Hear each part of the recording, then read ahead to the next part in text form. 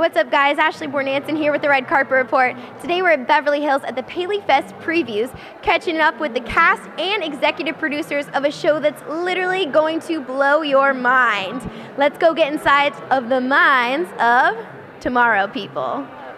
That's okay. How are you? Y'all good? Yes. Good? How are you? I'm Ashley. Good? Okay, so want to know what's funny? Yes. I just watched your... Don't start it with want to know what's funny.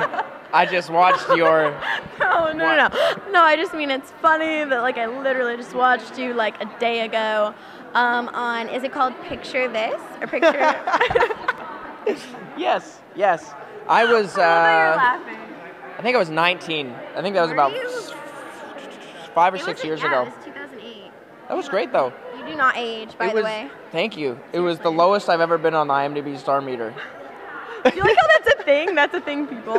One of my friends called me after it premiered because I had a slow motion shirtless scene, and he gave me a hard time about that, and then he was like, by the way,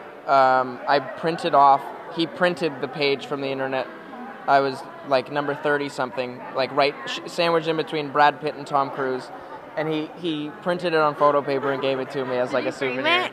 I didn't. I have it somewhere, probably like crumpled and wrinkled like next to a bunch of crap. I loved how like the concept of it was the whole picture thing. It's like, whoa, cool. They knew it before, They were on top smartphones. of it. Yeah, Ashley, she was incredible. She produced it. She got that thing off the ground. Yeah. Wow. It was really interesting to see someone that young, because she was very young. She was only like 22 back then, and yeah. Okay, so did you like it? Did you enjoy it? I thought it was goofy and fun. It was funny. And what's funny, I was like, where's that kid now? Like, what's he doing? So it's Here I am. I mean, you've been And on a Shanae ton Grimes of different was in shows too. 90210, Shanae Grimes. That's right. You guys had a lot of big names in that. I forgot about her. She knew it. She was in Tisdale Degrassi knew it. too. Yep. The Tiz knew it. So, you've been in a lot of different shows, but I feel like this is your big. It's all about you now, kind of. This is my dream role. I have loved I've been very, very blessed. I've loved everything that I've shot. I've worked with incredible people. I've learned a ton. I just came off 1600 Penn and Zach Stone doing some comedy, which was so much fun because Josh Gad is so funny. And Bo Burnham is just hysterical. The two of them just absolutely cracked me up, and for them to make me a part of their show was just so incredible. I was so flattered. But doing this is something that I've always dreamt about, as a kid. Not the acting wise, just being a superhero in general. Not that I am a superhero, but having superpowers. Maybe we'll get there, but for the time being, I'm just trying to not die. It's a dream role. I get to have superpowers. I get to be a part of this incredible project with incredible people. Work with Mark Pellegrino. It's awesome. So, how do you think you, as Robbie, relate to your character as Steven?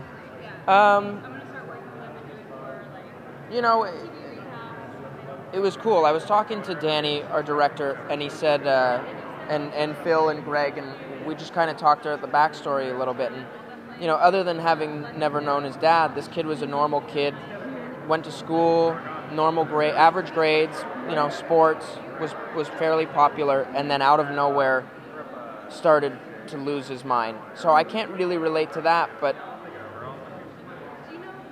it gives you a nice place to imagine, and they wanted to play how real it would be and how scary it would be. And he told me to watch Donnie Darko, and I thought that was a great project to pull from. But it was just fun to be able to create this character and really play the danger of what the hell would you do if you were waking up in weird places and hearing somebody else's voice in your head, not your own inner monologue, a female voice. You'd be terrified, and it was just a lot of fun. I guess I couldn't really bring too much of myself to it, but I guess that's part of the fun of what you're doing, right? What was the most challenging thing for you then? Was that it? Like, kind of visualizing the voices? Visualizing the voices is weird because you've got somebody just talking off camera, giving it to you. Were they? Okay. Yeah, but yeah, I mean, you don't want to, you want to do it justice, especially when you're part of something that I think is so special, and you know, the ones that you want are the ones that you're nervous about. And this one I was nervous about because I wanted it so bad. And but the second I was on set, there was no nerves because you're in such good hands. You really trust the people around you, and did they come to you, or did you come to the project? Oh no, I auditioned for it. Greg brought me in for John originally, and I tested for it. And God bless Peter Roth. He said, I like him for John, but I want to see him for Steven. Wow. And I came back in, and that happened to be the one. And I thought I was more right for Steven. And I think Luke is the perfect John. So I'm sure I wouldn't have got it anyway if I stayed up for John, because Luke is the guy. But it all worked out. it just worked out. It's just one of those wild things that I look back, and I remember being in the CW building after my screen test and looking out on Olive Avenue, and I had been there 6 years prior testing for a show called Life is Wild, which I didn't get, and it was the first thing I ever tested for. It was my first audition in LA, and I was like, wow, 6 years. I really hope this is the one, and it just worked out. And so what does it feel like? Because a lot of actors come here, you know, sometimes they book co-stars, sometimes Sure. they're guest stars, and, you know, they just never reach their full potential. I feel like you have really stuck it out. You've booked a lot of different things, but you've reached your full potential. Like, this is your dream role. Obviously, you're going to go up from here, but I hope so. What does it feel like? It feels incredible. Do you pinch yourself? Are you like, what? I have to step back. My girlfriend and I both have shows. She's the lead of an ABC Family show called Chasing Life, and we were talking about it the other day. We were like, this is incredible. Like we have to make sure that we don't brush this off as not being a big deal.